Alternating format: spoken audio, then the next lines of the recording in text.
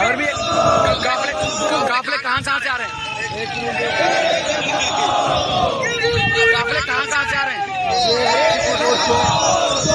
निकला है काफला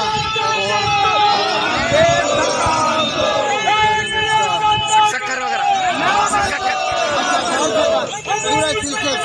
अस्सलाम वालेकुम नाज़रीन इकराम, मुकम्मल वीडियो आपको कुछ देर के बाद दिखाता हूँ, लेकिन सबसे पहले आपको बताता चलूँ कि इस वक्त पाकिस्तान तरीके इंसाफ तरीके लब्बैक की आवाज़ बनकर सामने आई है। सिंगल पार्टी है जितने तरीके लब्बैक के हक़ में खुलकर बात की है। ये पिछले जो इमरान फारूक हैं जनाब की पंजाब असम्बली में जो है पंजाब हुकूमत के सामने लब्बैक के हक़ में जो है वो वाज़ेह तौर पर आवाज़ उठा रहे हैं और उन्होंने मुतालबा किया है कि वो सारे मरीज है उसके ऊपर बात की जाए। उन्होंने क्या कहा मना है, 27वीं तरमीम के खिलाफ कन्वेंशन करना मना है।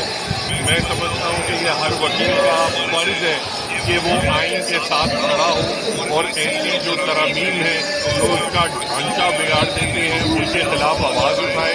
और ये भी इस चीज़ की अक्कासी करता है कि जिस तरह हाईकोर्ट ने ये कन्वेंशन वकीलों की कन्वेंशन होल्ड करने से जो मना किया, मैं समझता हूँ ये दिखाता है कि हमारी अदालतें जो है वो किस तरीके से एग्जीक्यूटिव के काबू में आ रही है। सर हाईकोर्ट ने पहले भी कभी रोका या फर्स्ट टाइम जिंदगी में रोका? मुझे तो बिल्कुल कभी याद नहीं पड़ता कि कभी हाईकोर्ट ने वकला की कोई कन्वेंशन रोकी हो। हमेशा हमारी कन्वेंशन बारूम में होती है। अभी आप देख रहे हैं कि बारूम में कन्वेंशन चल रही थी, उसके बाद बिजली बंद कर दी गई, जिसकी वजह से यहाँ अब आवाम जो वकला है वो यहाँ मैदान में अपने कन्वेंशन करने लगे। Thank you sir.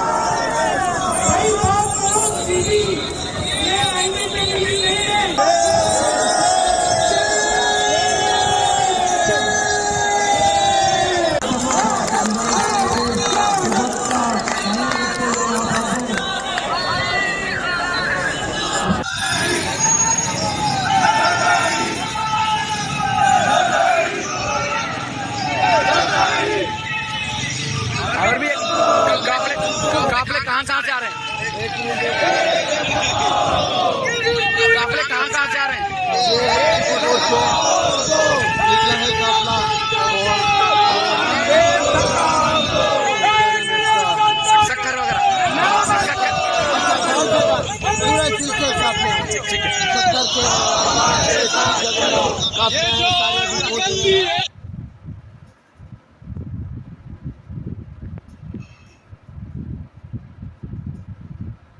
तो नाज़रीन इकराम, फाइनली वकला जो है वो भी बेदार हो गए, अब्दी नींद से वो भी उठ गए और आज शुरुआत हो चुकी है। ये कराची के मनाज़र हैं जो आप देख रहे हैं। कराची में वकला जो है वो अचानक आज उन्होंने अंगड़ाई ली है। जो मुल्क में 27वीं आइनी तरमीम हुई है, इस तरमीम के ख़िलाफ़ वकला की बड़ी तादाद जो है वो आज रोड्स के ऊपर निकली है और इन्होंने काफ़ी मुज़ाहरे किए हैं और अपना जो एहतजाज है वो रिकॉर्ड कराया है। नाज़रीन इकराम, आपको बताते चलूँ कि ये कराची से वकला जो है वो निकले हैं और सिंध के मुख्तलिफ़ शहरों से वकला जो है वो इकट्ठे हुए थे और उसके बाद जो है ये कराची में जो है इन्होंने मुख्तलिफ़ जगह पे अपना रैलियाँ निकाली हैं।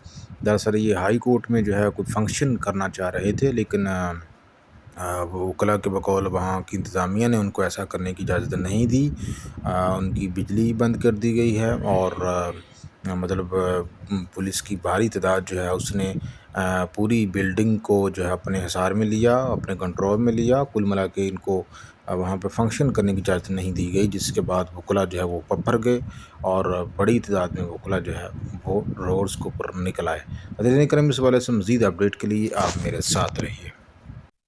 नाज़रीन इकराम, पाकिस्तान के साथ तजारती बंदिश के बाद अफगानिस्तान के ताजरों ने मुतबादल मंडी में अपने सामान की तरसील से इनकार कर दिया है। उसके पीछे वजह यह है कि जो ट्रक अफगानिस्तान की तजारत 10 लाख लागत से पाकिस्तान पहुंचा रहे थे या पाकिस्तान के रास्ते हिंदुस्तान पहुंचा रहे थे, वही ट्रक अगर वो चाबहार के रास्ते हिंदुस्तान पहुंचाएं तो उसके ऊपर उनकी लागत जनाब 10 गुना बढ़ जाती है और ये लागत कमो पेश 58 लाख तक पहुंच जाती है फी ट्रक। लेकिन वो सामान ज़ाहिर है ट्रक के जरिए नहीं जाएगा, बल्कि वो कार्गो के जरिए जाएगा और वो इतनी मकदार में सामान भी नहीं होगा जितना ट्रक में जाता है पाकिस्तान में। यहाँ पर नाज़रीन किराम, ये नीचे मैप मैंने आपके सामने रखा हुआ है। इस मैप के जरिए हम जानते हैं कि जो हिंदुस्तान के साथ तजारत के दावे किए जा रहे हैं अफगानिस्तान की जानब से, तो हम देखते हैं कि क्या ये मुमकिन भी है कि नहीं। देखिए, मुमकिन तो है, ये पहला सवाल है, ये मुमकिन तो है, लेकिन वही इसमें अफगानिस्तान के ताजरों को कोई फ़ायदा नहीं होने वाला। उसकी वजह यह है कि आप ये इस मैप को देखें, ये जो रेड लाइन है, ये अफगानिस्तान अगर ईरान की पोर्ट चाबहार का इस्तेमाल करते हुए हिंदुस्तान सामान बेचता है, तो ये रेड लाइन देखें कि ये कितना ज़्यादा डिस्टेंस इनको कवर करना पड़ेगा, कितना ज़्यादा टाइमली और कितना ज़्यादा कॉस्टली जो है इनको ये सब कुछ बियर करना पड़ेगा। वही दूसरी जो येलो लाइंस हैं, ये अफगानिस्तान की पाकिस्तान के साथ जो तजारत है उसको जाहिर कर रही है। पहली लाइन आप देखें कि जिसमें सीधा लाहौर से काबल तक की जो लाइन जाती है, उसमें आप देखें कि ये कितना मुख्तसर रास्ता है, और दूसरी लाइन जो है वो काबल से कोयटा और कोयटा से फिर लाहौर की जानब जाती है और लाहौर से फिर आगे वाघा बॉर्डर क्रॉस करती है। ये भी आप देखें ये मुख्तसर सा जो है रास्ता है जो कि अफगानिस्तान के ताजरों को तय करना पड़ता था अपनी तजारत के लिए। तो इसके ऊपर कम पेश 10 लाख के करीब लागत आती थी।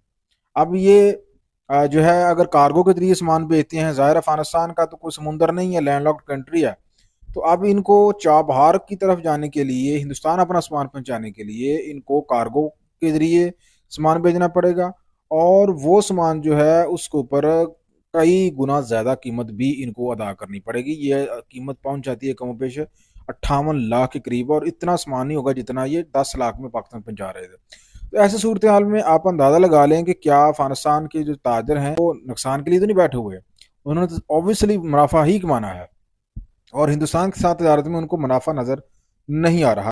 तो इस वजह से अफगानिस्तान के ताजर जो है वो सर पकड़ पर बैठे हुए हैं और जो पॉलिसियाँ वहाँ के हुक्मरान जो है अडाप्ट किए हुए हैं सिर्फ पाकिस्तान के साथ एक ज़िद और अना की बुनियाद के ऊपर।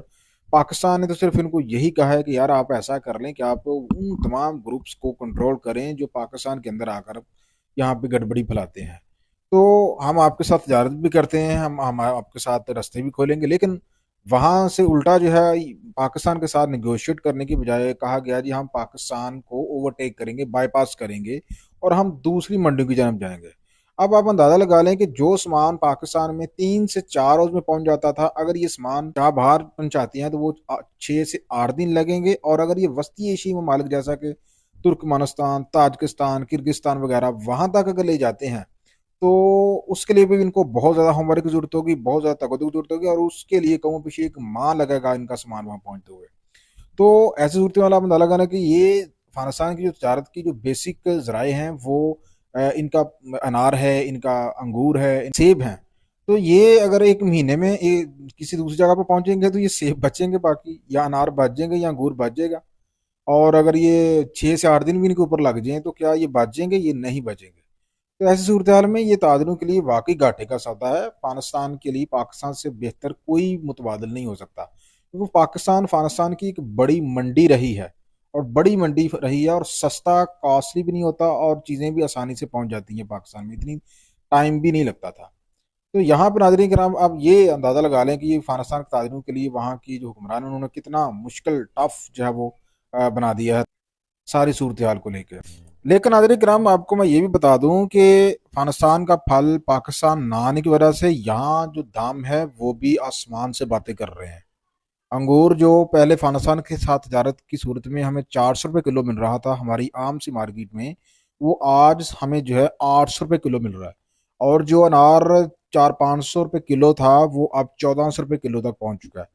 तो कुछ चीज़ों में हमें भी सफ़र करना पड़ेगा, लेकिन अगर इंसानी जान को मुकदम रखना है, पाकिस्तान के अंदर दहशतगर्दी, स्मगलिंग और जो सिक्योरिटी सूरत हाल है उसको कंट्रोल करना है, तो it is not a big deal.